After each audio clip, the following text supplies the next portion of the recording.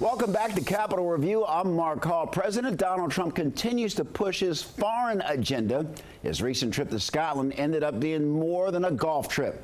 The president discussing the crisis in Gaza, along with the wars between Israel and Hamas and Russia and Ukraine. Joining us now is Jeffrey Lord, a former White House aide during the Reagan administration, and he's also a Newsmax contributor. Jeffrey, welcome back to Capitol Review.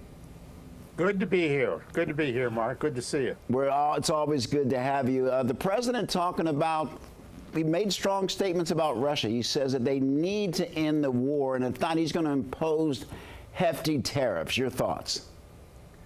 Yeah, well, he's pretty serious about this. I know he thinks he has a good relationship with Vladimir Putin, and I must say I think that enables him to really sort of lay it on the line here with this in terms of the relationship with Russia, and hopefully they're paying attention. But if they're not, if they're going to ignore him, I think he will make himself be heard one way or another. Can tariffs be effective against Russia? They're used to financial sanctions.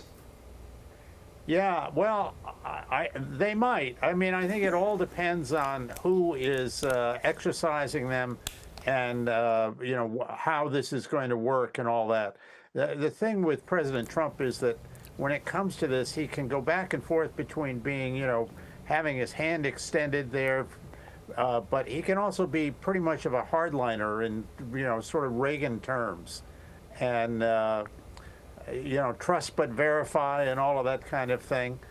So I think he is very much in that mode. And I think at this point, Vladimir Putin gets it. But whether he will respond, we'll see. But if he doesn't respond well, I'm sure we'll be hearing of some actions from President Trump. I don't have any doubt about that.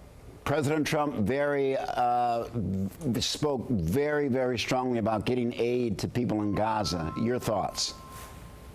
Yeah, I think he's very serious about this. He has a very good relationship with Prime Minister Netanyahu, and I think, you know, what he wants is to have peace in the area and the region.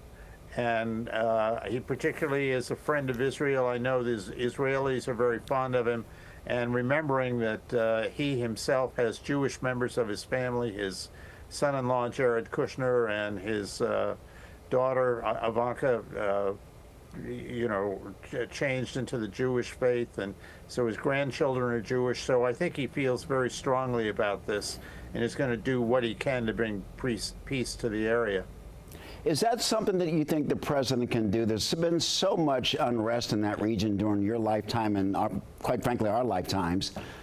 Can the president really be impactful in brokering some kind of a deal? Well, anything is possible. I mean, you know, as you noted, I worked for President Reagan. And when he first came into office, the Cold War was raging.